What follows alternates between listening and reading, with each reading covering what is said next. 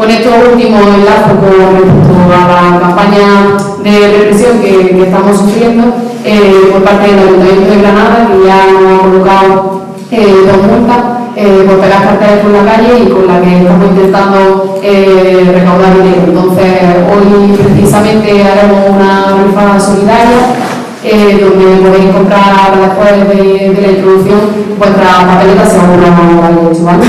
Entonces, bueno, directamente por pasar al tema, como sabéis, hace un mes, ¿no? Precisamente en octubre, fue cuando se cumplieron 90 años de la Revolución de Asturias de 1934. Esta insurrección del pueblo asturiano se da en un contexto de huelga general del Estado español por la entrada de la CELA en el gobierno tras las elecciones de 1933. En el contexto de la Segunda República. Creo que este tema es bastante importante, ¿no? Tiene bastante actualidad, sobre todo si sois de Granada, no habréis visto las imágenes tan repugnantes del 20 de noviembre de los fascistas sin ningún tipo de vergüenza levantando el brazo frente de la catedral. Y este momento de auge de la extrema derecha se da también en el contexto actual, precisamente con la política de los gobiernos reformistas, ¿no? Concretamente del PSOE y Sumar, que no cumplen con las necesidades de la clase trabajadora y que permiten, ¿no? Y que agrupan, como explicarán luego los compañeros, el crecimiento de esta extrema derecha. También nos parece importante retomar este tipo de actos más históricos por poder recoger el hilo rojo de nuestra clase, un hilo que no siempre ha sido posible recoger. Hay compañeros que son más mayores y que en ese sentido son más herederos, ¿no? de ese contexto en el que había totalmente un discurso por parte de la hegemonía, ¿no? de la clase burguesa, y una tarea de la revolucionaria reivindicar la historia de nuestra clase en este sentido. Por expresar, presentando un poco a nuestros ponentes, a mi derecha tengo a Antonio Luis, que será el primero que empiece. Antonio, me imagino que muchos lo conoceréis, es historiador marxista, autor de libros como Octubre de 1934, Insurrecciones y Revolución, Lenin, estratega de los desheredados, y Golpista y Soledad, que estos dos últimos estaban publicados en la editorial Espejo Rojo, que es un proyecto que llevamos por parte de las compañeras de Izquierda Anticapitalista Revolucionaria. Bienvenido, Antonio. Y también a mi izquierda tengo a nuestra compañera María Ángeles Pérez, que es militante de INTA, profesora de secundaria y especialista en memoria histórica, autora de cuadernillo que junto con los libros de Antonio podéis encontrar en la mesa que tenemos colocada allí a la izquierda, la memoria histórica, una visión marxista. Antes de darle paso a ello, voy a pasar una hoja, ¿vale? Es una hoja de contacto. En ella, si queréis apuntar sin ningún tipo de compromiso, es simplemente para mandar a las diferentes actividades que vamos haciendo y ya le paso a todo. Podemos empezar. Hola, buenas tardes, muchas gracias por vuestra presencia. Agradecerle una vez más a las compañeras y a los compañeros de la Morratita por invitarme a que pueda hablar ante todos vosotros, que para mí desde luego es una satisfacción, porque si los historiadores investigamos y lo que investigamos se quedan solo en los libros o algunas veces en los cajones, ¿no? Pues es como si hiciéramos nada o si hiciéramos poco. Lo importante es que divulguemos aquello que hemos adquirido en el estudio del proceso histórico, y de esta manera actos como este son de una importancia que entiendo yo absolutamente fundamental, y el agradecimiento que extiendo una vez más a las compañeras y a los compañeros de la Morratita. Antes de nada, permitidme que diga que si queréis, digamos, documentación historiográfica, una explicación historiográfica de los hechos de octubre, que aquí simplemente la vamos a poder incitar, la tenéis en en la propia web de IZAR y también directamente en Islo. Tenéis el texto, por ejemplo, yo, octubre de 1934 y sus lecciones, que es un libro digital que saqué en su día después de hacer mi libro octubre de 1934, Insurrecciones y Revolución. Digamos que el otro material lo tenéis en la web de IZAR y lo tenéis en el blog y lo podéis leer perfectamente. Bueno, si me permitís, yo empezaría haciéndome una pregunta. ¿Qué es la historia para los marxistas? Para las y los marxistas. La historia no es para nosotras y para nosotros un ejercicio de nostalgia, ni es un ejercicio de erudición. Si me permitís, un erudito puede ser cualquiera que se tire muchas horas leyendo y puede repetir las cosas como un papagayo, pero es que hay que estudiar para comprender la realidad con el objeto de transformarla, y por lo tanto la erudición por sí misma no es una cosa que sea un objetivo.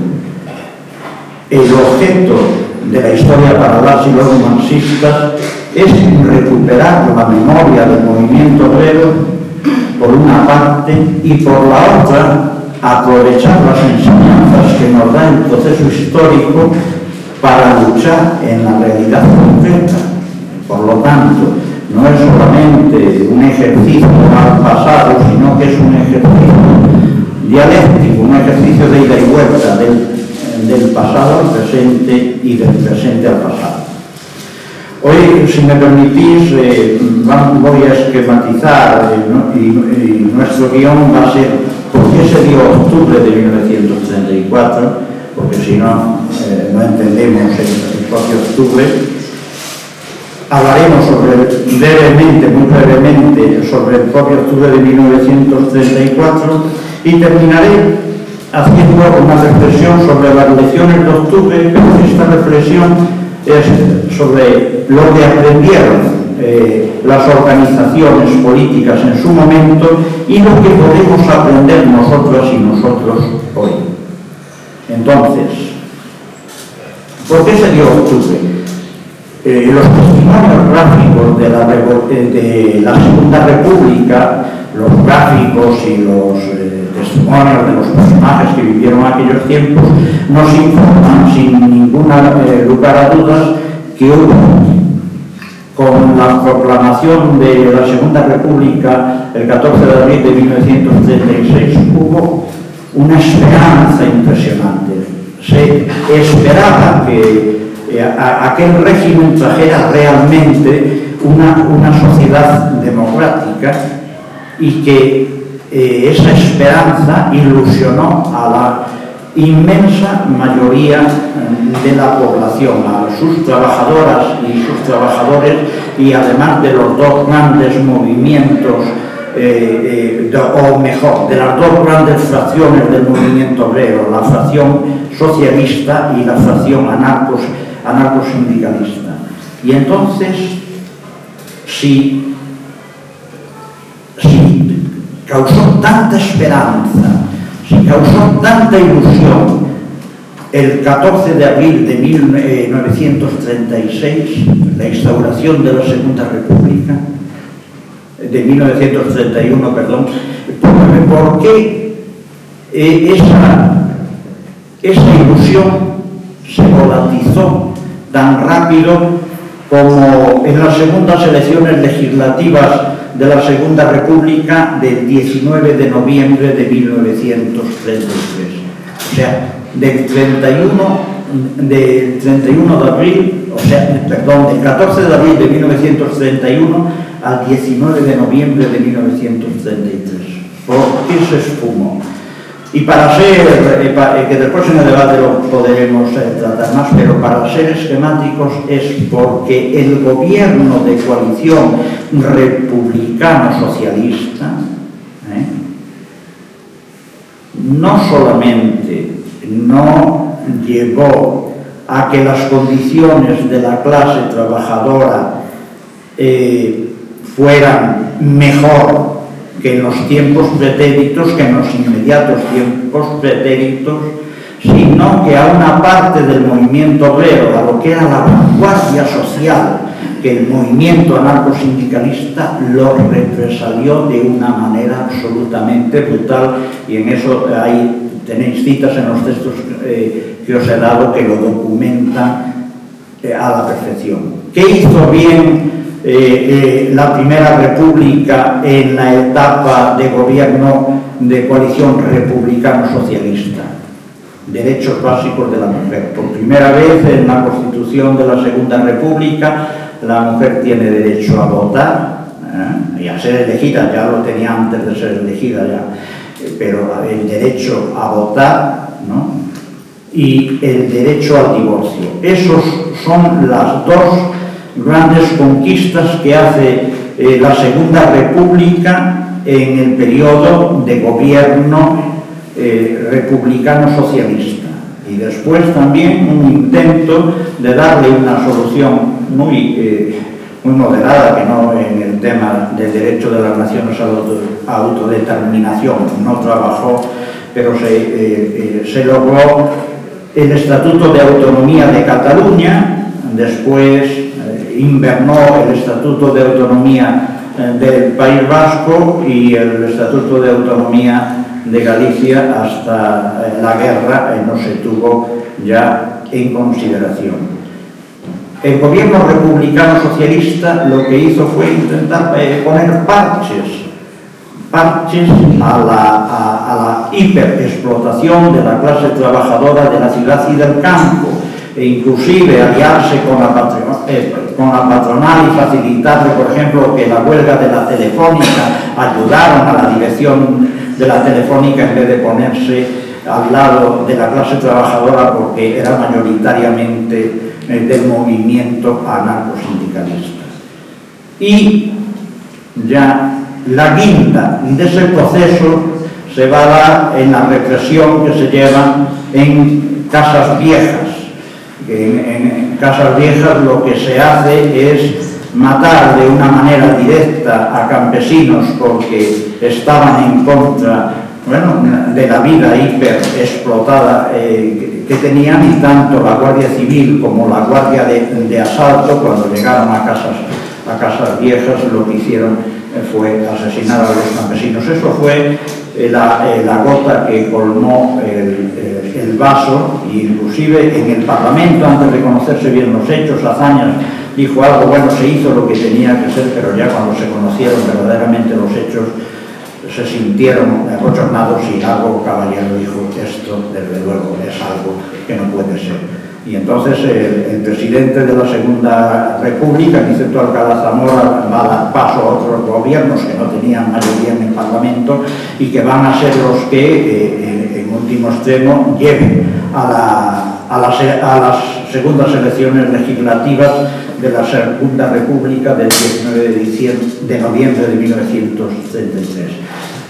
Pero quiero decir una cosa que es hiperimportante. Cuando se da la proclamación de la Segunda República el 14 de abril de 1931, la clase trabajadora tiene dos organizaciones de masas muy poderosas, el PSOE-UGT y la CNT-FAI. La derecha no tenía ninguna organización social de masas en aquel momento, ninguna. Es decir, si realmente hubiesen querido avanzar a una sociedad verdaderamente democrática, podrían haberlo hecho, pero no lo hicieron. Entonces, ¿qué es lo que sí hizo el gobierno republicano socialista? Que dijo que quería hacer muchas cosas, como una ley de reforma agraria que no sirvió en ese tiempo absolutamente nada, que quería hacer muchas cosas y no las hizo. Al decir que quería hacerlas, vamos a decir que incendió a los terratenientes y a la burguesía y los alertó del peligro social que podía tener una república verdaderamente democrática. Y al no hacerlo, y al reprimir además a la clase trabajadora, sobre todo a la fracción anarcosindicalista, lo que hizo fue quitar las ilusiones. Y lo de Casas Viejas fue, si me permitís, la guinda de ese pastel represivo. Y entonces, cuando se da la coyuntura que lleva a las segundas elecciones legislativas del 19 de noviembre de 1933, ha cambiado mucho el panorama, ¿no? Porque la derecha tenía un partido ya de masas, la CEDA, liderada por el protofascista Gil Robles. Y va a ser entonces cuando la CEDA obtenga en esas elecciones, sea el partido más votado. No tienen ni la CEDA ni el Partido Republicano, el Partido Radical Republicano de Lerroux la mayoría absoluta, pero son los partidos mayoritarios. Y en cambio el PSOE queda lógicamente muy atrás. Entonces, ¿por qué ganó la derecha, lo que hoy denominaríamos la extrema derecha, la CEDA, y un partido de la derecha republicana? La CEDA era antirrepublicana ya, un partido protofascista que quería un Estado corporativo, es decir, un Estado fascista, y en las elecciones el Gil Robles lo dijo.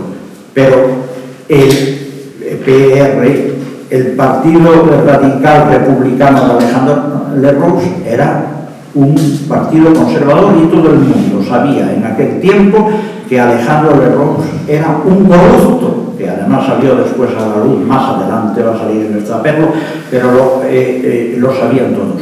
¿Por qué ganaron?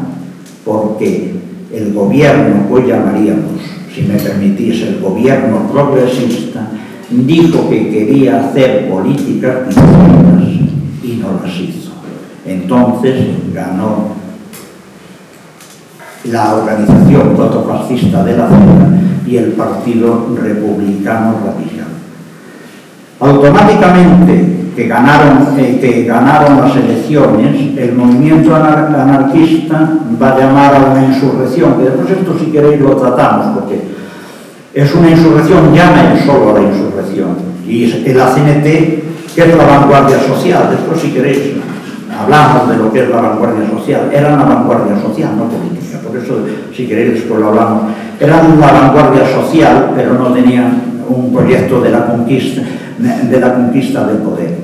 Y llamaron a una insurrección, solo ellos, que se desangraron y que le posibilitaron al poder que se pudiera enfrentar. Se hizo una huelga de campesinos, que aunque era del sindicato campesino socialista, pero también sin coordinarlo con el proletariado urbano y con lo que pretendía hacer, que ahora hablaremos de las insurrecciones, y también fue derrotada. Quiere decir, el Estado puede derrotar a la insurrección anarquista porque la hace aislado del resto del movimiento obrero. Puede derrotar a la huelga general en el campo, con un sindicato muy poderoso, porque no está relacionada con el proletariado agrícola. Entonces, pero en ese momento, aún siendo la CEDA el partido mayoritario, la CEDA no está en el gobierno. Pero el gobierno presidido por Alejandro Lerroux del Partido Radical Republicano no hubiese podido subsistir, vivir políticamente con él. Y entonces empieza ya las presiones de la CEDA para entrar en el gobierno. Ante estas presiones, lo que dice el PSOE, además lo dijo con voz clara y lo dijo en el periódico socialista, que lo tenéis documentado donde os he dicho, dijo: si entran en el gobierno ministros de la CEDA, iremos a una insurrección. Y efectivamente entraron el 4 de octubre, entraron 3 ministros de la CEDA, pero sin el Gil Robles. El propio Gil Robles no estaba en el gobierno, y automáticamente el 5 ya estaba la insurrección en marcha, lo prometieron. Pero ¿qué pasó con esa insurrección? Pues dice, caramba, si lo tenían tan claro, que si entraban en la CEDA llamaban a la insurrección, pero tú llamas a la insurrección para un objetivo político claro, determinado, concreto. Pues no. O sea, fue una insurrección, dicho y contado por el propio Largo Caballero y por el Indalecio Prieto, fue una insurrección sin programa político. No se sabía si es que simplemente era una insurrección para que no entraran, para que salieran los ministros de la sede del gobierno, o si era una insurrección para tomar el poder, o para qué era la insurrección. No había un programa político.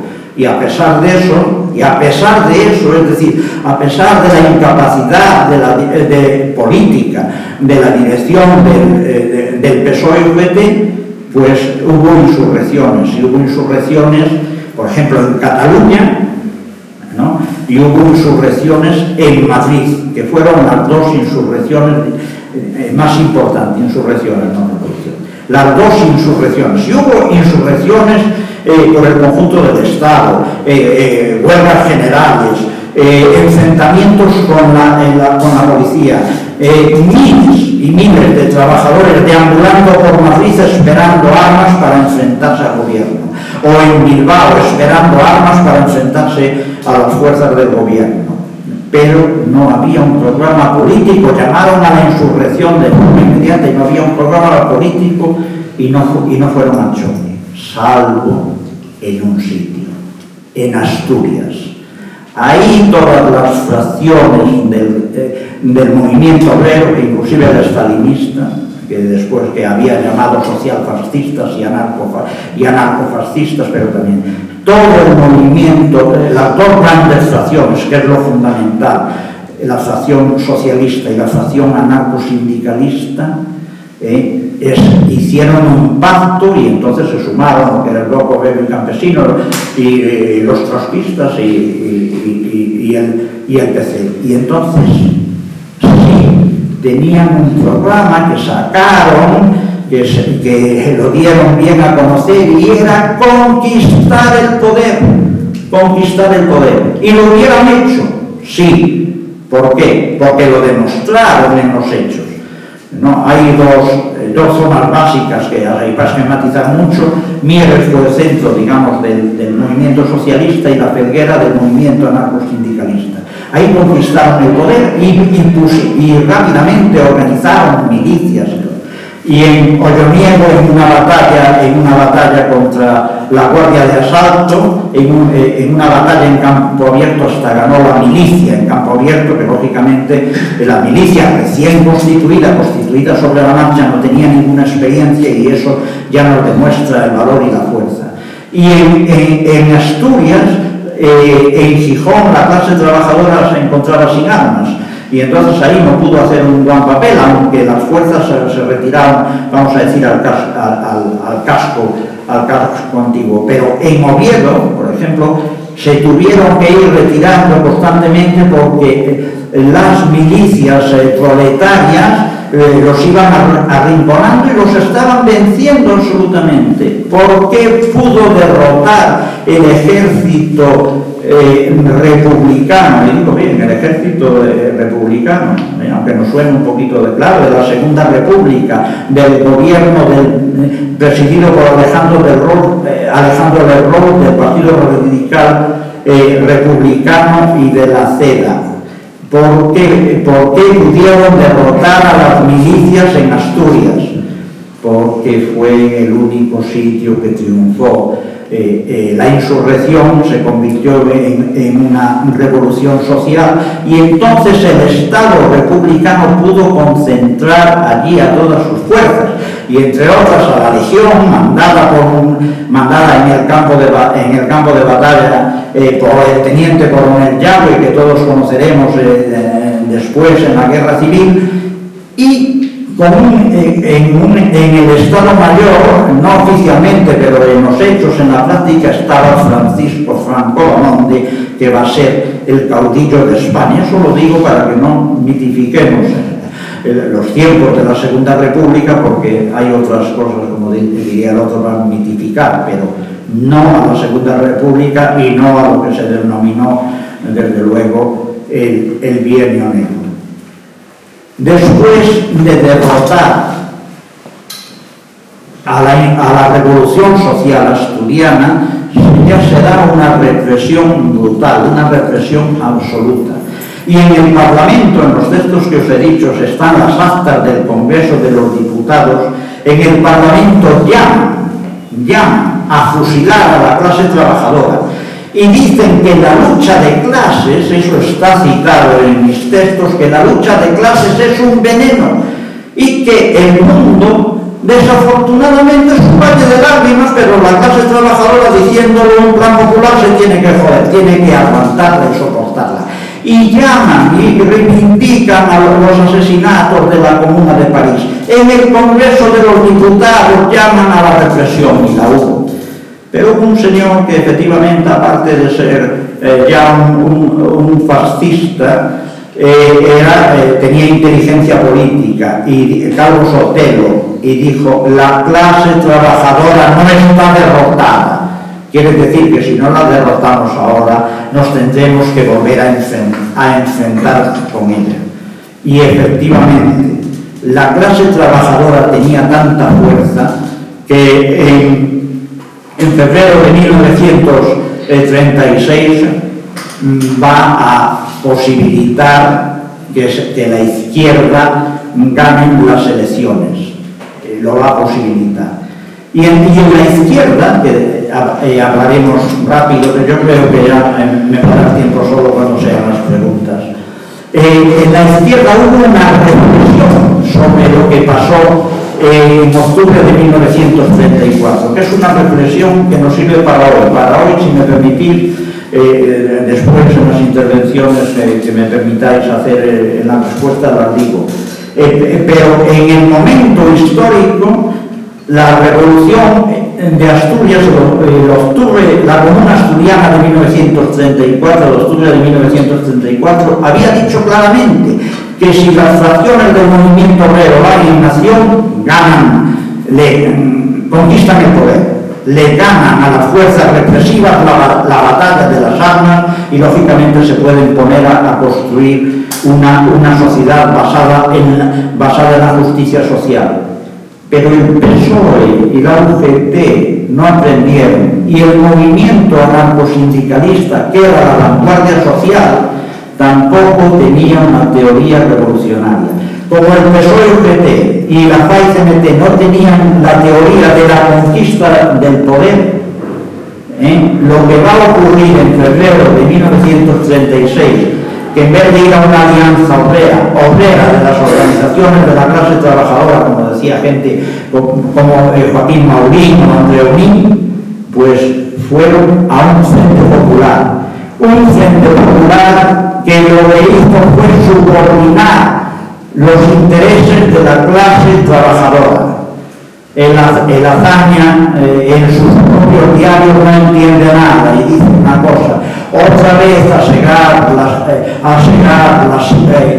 la hierba verde. Y cuando lo lea, no entendía que se estaba en un proceso revolucionario, que lo que se jugaba era socialismo o fascismo, y eso no lo entendieron. Pero en las campañas de febrero de 1936, en las campañas para esas elecciones, está documentado, por ejemplo, de los periódicos ellos, en ABC, y por ejemplo, ¿no? y en otros periódicos de la derecha, ellos decían: somos el bloque antirrevolucionario, vamos a luchar contra el bloque revolucionario. Y en cambio el Azaña y los republicanos, lo que hoy podríamos llamar los progresistas, no entendían. La derecha sí entendía el peligro de una revolución social, pero en cambio gente como Azaña no lo entendía. Y lo grave, que el movimiento obrero, del que dependía ese republicanismo democrático, y que era mayoritario socialmente, porque entre el PSOE y la CNT aglutinaban a la mayor parte de la clase trabajadora, pues el PSOE y la CNT dejaron a la clase trabajadora subordinada a la pequeña burguesía democrática. Y después hablaremos de las lecciones para los estudiantes. Muchas gracias. Bueno, muchas gracias, Antonio, por la explicación, quienes hemos leído algo de lo que tú has escrito, pues ya sabemos la solidez como historiador marxista. Y muchas gracias también a Izar, a los compañeros y compañeras de Izar por ponerle en esta tesitura. A mí me gusta mucho enfocar esta intervención porque la cosa es bastante grande y cuanto más lees, cuanto más estudias, pues más grande se hace y más difícil es que el potaje que hay en la cabeza pues se guise. Yo al final he decidido proponeros la siguiente perspectiva. Espero que sea útil para completar o aportar algo a la intervención y al trabajo de Antonio y también para las reflexiones que podamos nosotros y nosotras hacer individualmente y colectivamente y que sea también útil para comprender no solo la historia sino también esa parte de la historia en la que nosotras y nosotros estamos, que es el presente, porque el presente también es historia. Decía antes, se preguntaba Antonio qué es la historia para los marxistas. Yo lo que me pregunto es qué es la memoria, qué tiene que ser la memoria para la clase obrera que quiere construirse de una manera con pensamiento, con ideología marxista. La memoria, desde luego, es el análisis de la experiencia activado en el presente y puesto al servicio de los intereses de la clase trabajadora. Y ahí yo, la propuesta que os quiero hacer es que pensemos siempre que la historia siempre es lucha de clases, siempre es lucha de clases, incluso cuando estamos haciendo la compra en el supermercado. Y que la lucha de clases, por ejemplo, la estructura en la que vamos a ir viendo a lo largo de la historia, en el tiempo cronológico y espacial, cómo van apareciendo esas coyunturas, como por ejemplo lo que explica ahora mismo Antonio, lo que pasó en esos años de la Segunda República.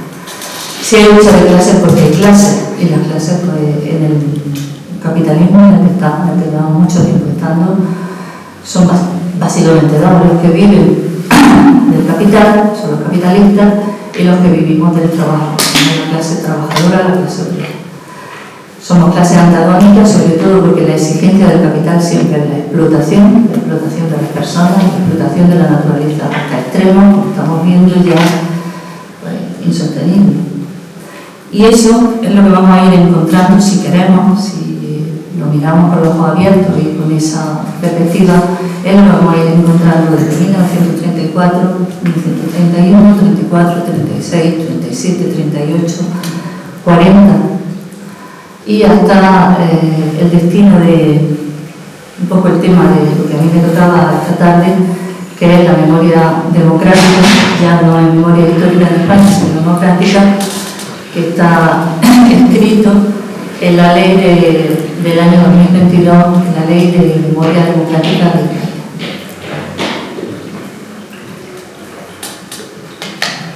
Eso también es lucha de clase.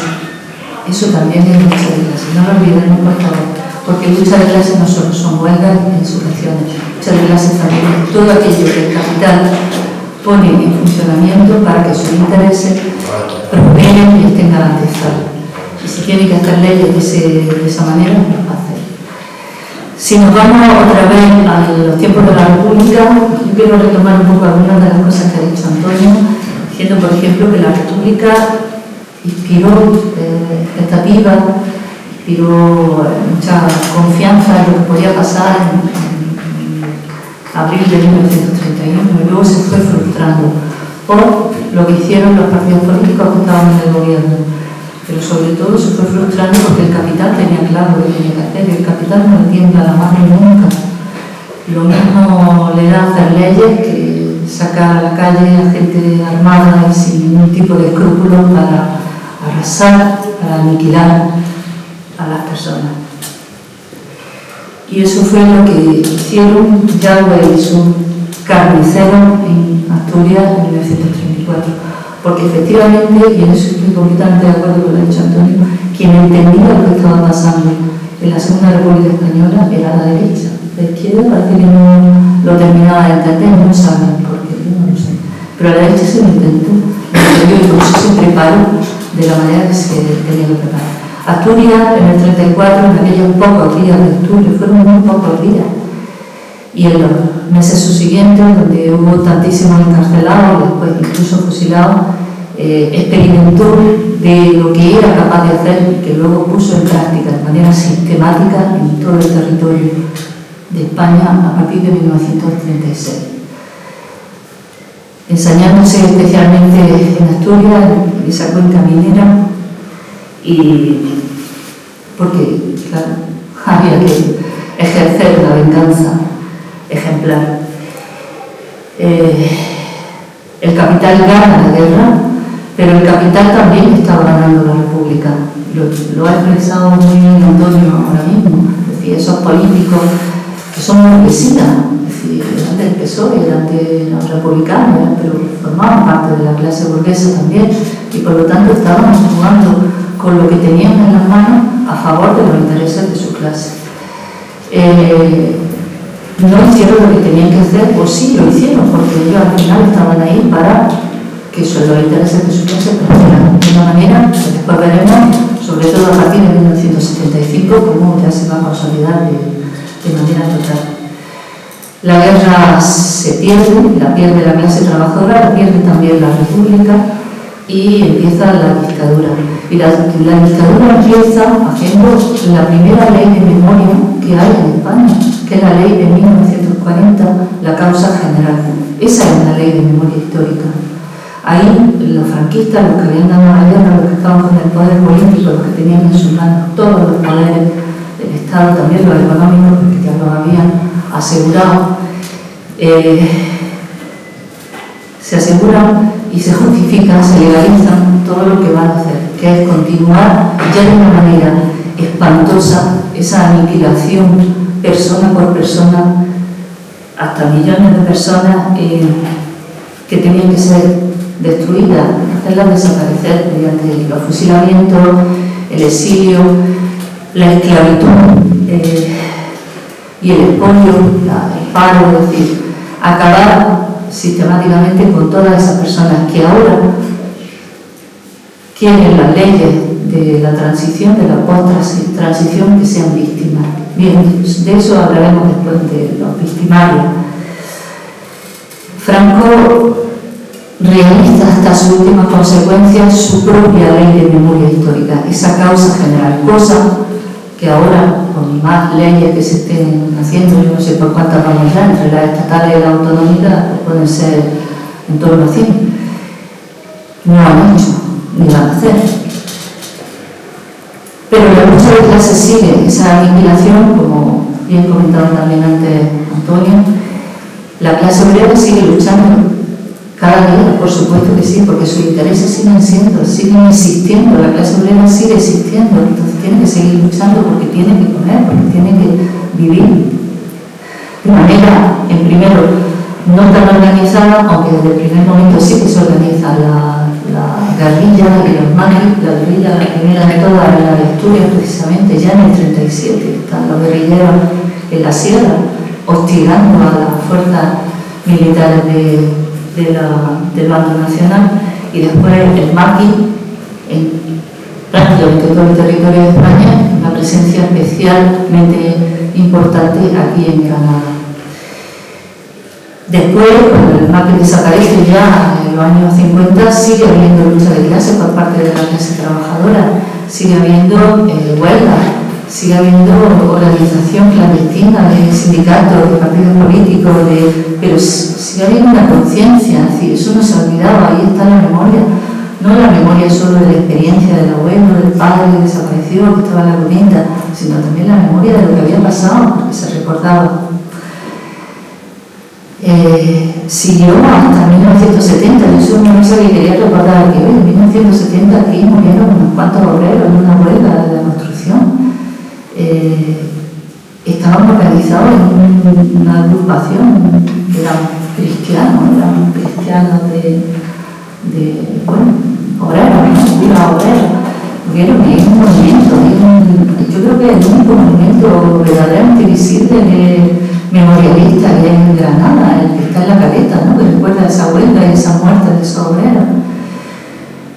Sigue es decir, la lucha no para, y se llega a pensar incluso en esos años, en los años 1970, en torno a la muerte del dictador, que hay una situación casi revolucionaria. Es decir, hay miedo también, por eso hay una reacción también por parte del ejército, la gente más radical de la derecha. Pero el dictador tiene que morir, que estaba ya bastante mayor y me lo reí yo tengo.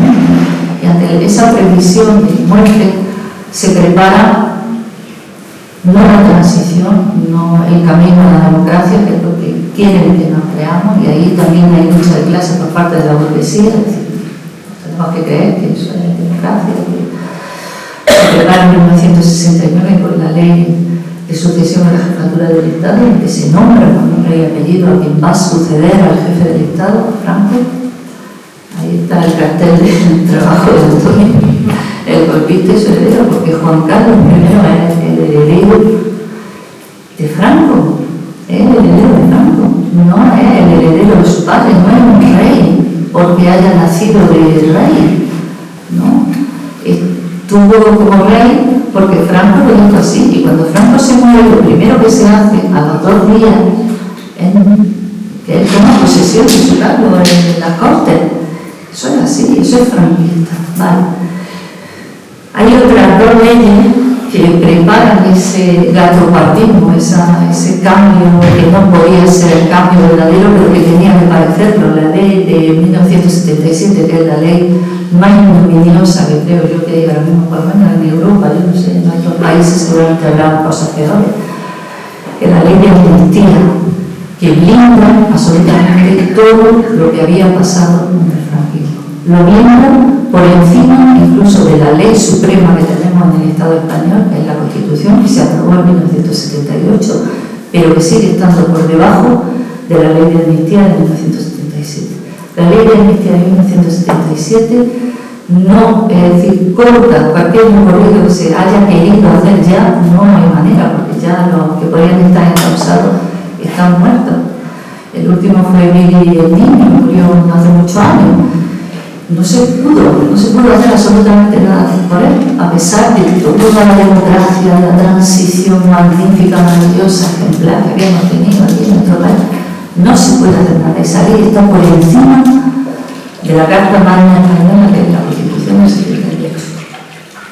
A partir de ahí, ¿qué pasa? La lucha de clases no termina así. Por eso hay un intento de golpe de Estado en el 81. Por eso hay un asesinato, por decir así las cosas más llamativas, un asesinato brutal de los abogados de Atocha. Es decir, todo eso sigue siendo lucha de clases. No son horrores irracionales de 4 locos que están desbocados, ¿no? Eso tiene sentido dentro de esa estructura de lucha de clases con su coyuntura que va moviéndose dentro de todas las armas que el capital tiene en sus manos. No el PSOE, y el PSOE parece que va a traer una paz social, perdonad, estoy muy nerviosa, se me seca la boca.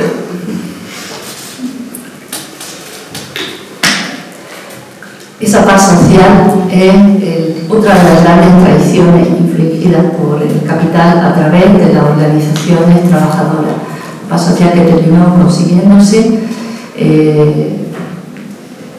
manejando muy bien, manejando perfectamente, no a los partidos políticos. Al fin y al cabo los partidos políticos ya se habían dejado, ellos mismos se habían manejado a sí mismos para la legislatura en la que se construyó la Constitución, en la que se redactó la Constitución, sino los propios sindicatos. Comisiones Obreras, que bueno, al fin y al cabo era un sindicato más jovencillo, había nacido un poco al amparo de los cristianos, pero la UGT sigue con un pasado tremendo, un pasado de lucha y un pasado de combate impresionante. Pero el PSOE consiguió hacer esa parte del proceso del recorrido de Serrano Pardo. En todos estos años, voy a empezar ya a hablar de un poco lo que sería la memoria histórica, entre comillas. En todos estos años lo que hay en España no se habla del pasado, no se quiere remover brasas porque está arriba, hay peligro, no se puede hablar de esas cosas, pero se están ya viendo fosas comunes. Por ejemplo, en algunos pueblos, aquí en Granada fue una de las primeras, del año 77 ya se abrió de manera privada, casi escondida, se abrió la primera fosa común y se sacaron a los primeros abuelos, padres que estaban ahí. pero no se habla de ese tema. Sin embargo, sí que se empiezan a hacer algunas leyes un poco para conformar o maquillar o decorar un poco esa transición ideal. Leyes que se conocen como leyes reparadoras, que afectaron en una primera fase, en los primeros años 80, a los antiguos militares de la República que no habían recibido paga por haber sido sargentos o capitanes o lo que sea, cosa que sí habían tenido los militares del bando nacional. Más adelante, ya casi a finales de los 80 y a lo largo de los 90, se empiezan a hacer una serie de leyes que siguen siendo reparadoras, pero que ya están reparando un poco las consecuencias de la guerra y de la posguerra en los huérfanos, en la viuda, es decir, la gente que había sido víctima secundaria de la confrontación. Y ahí se acaba la cosa, no hay nada más.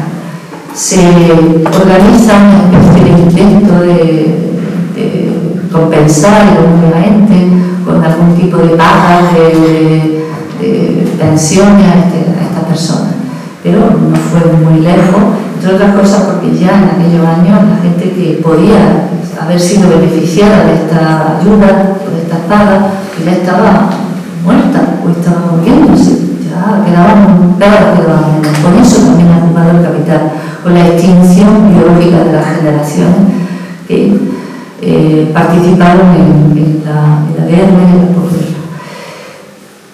Lo que sí es una constante en la memoria histórica en España es que solamente hay franquismo. No se habla para nada, por ejemplo, de Asturias.